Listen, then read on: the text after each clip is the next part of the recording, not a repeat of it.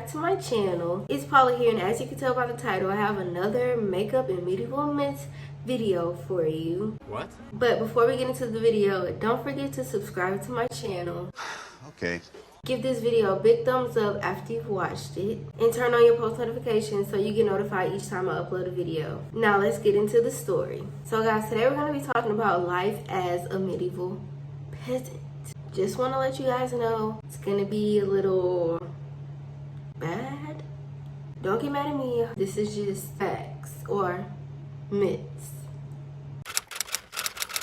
So guys, life as a medieval peasant in England was very hard, extremely harsh, and most of them had to work as farmers in the fields owned by their lords, and their lives were controlled by the farming year. And also certain jobs had to be done at certain times of the year, and due to a harsh law system, their lives were just really hard. So the peasants were at the bottom of the feudal system.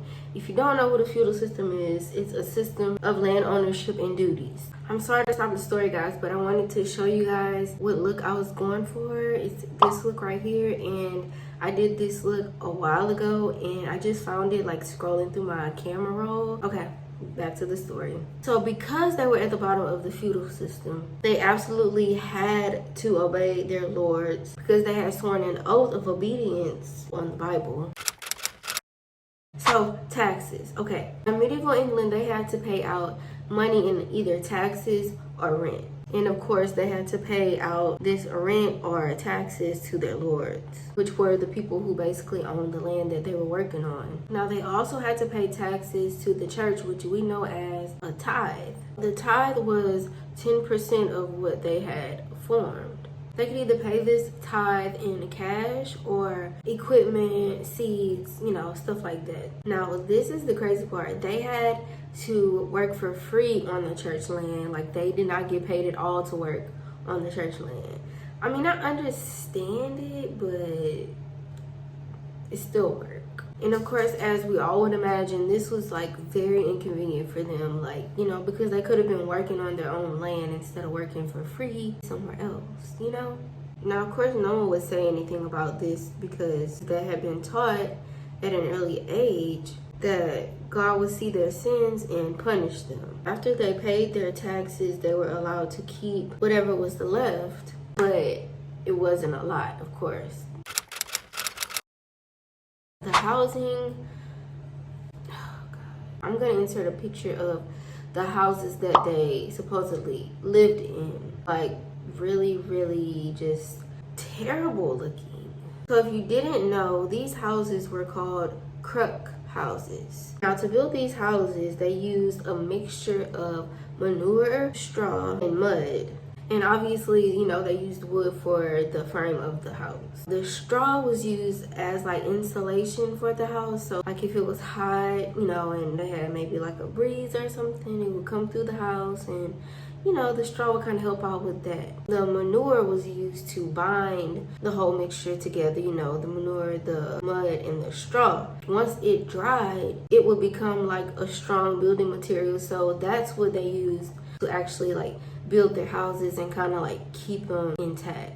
These houses were not big at all, but this meant that the repairs were cheap. If anything happened with it, if anything went wrong, if anything broke, they could easily, fix it themselves. They wouldn't have to spend a whole lot of money. Not like they had much anyway. Now, it said that the houses were very hot in the summer and very cold in the winter, as you can already probably guess. I mean, it was made of straw. Their windows were just like holes in the wall, like whatever. I guess maybe they just like cut a hole in the house or something. So that was their windows, and glass was way too expensive for them, so that's all they had to go by, like putting a freaking hole in their house. So crazy. Okay, this is where it gets kind of like too much for me. So at night, any animals that they owned would have to be put inside the house. So you gotta think, this is not like, our normal everyday pets like dogs, cats. These were like chickens and I don't want to say cows, but maybe. They were obviously brought inside for their safety because they could roam around, they could be eaten by wolves or something like that, or they could be stolen by like other people or like your neighbor. Keeping them inside the house was really unhygienic because they weren't house trained or anything. They could have like fleas and like just flies flying around them and stuff. Just too much.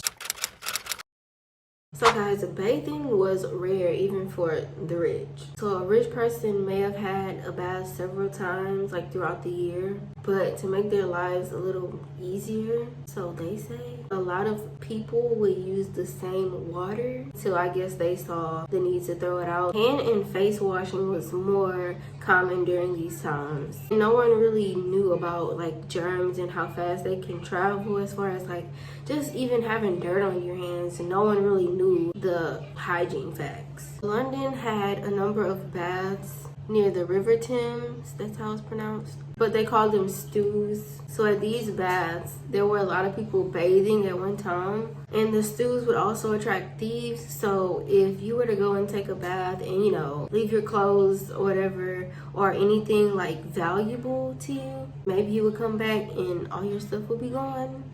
And there was also a potential that the water was contaminated because, like I said before, all the water came from the same source. So eventually it would all kind of like connect at some point. Lastly, kids. Peasant children's lives would have been extremely different from kids today. They would not have attended school, and a lot of them would have died before 6 months because the disease was very common during those times. And the children would join their parents on the land as soon as they could. Like as soon as they could do a task or anything like that, they were putting them to work. Now they wouldn't be able to do major work around the land, but they could clear stones off the land and chase birds away when seeds were like sown. So basically these kids could only look forward to a life of great hardship. For all peasants, life was quote unquote nasty, brutal, and short. So guys, that's it for this video. I was interrupted by this little person right here, but this is the finished look, and I hope you guys really liked it, and I hope you guys enjoyed this story just as much as I loved telling it. And that's all for this one, guys, and I will see you in the next one. Bye. Bye-bye. Say bye. Let's go. Okay.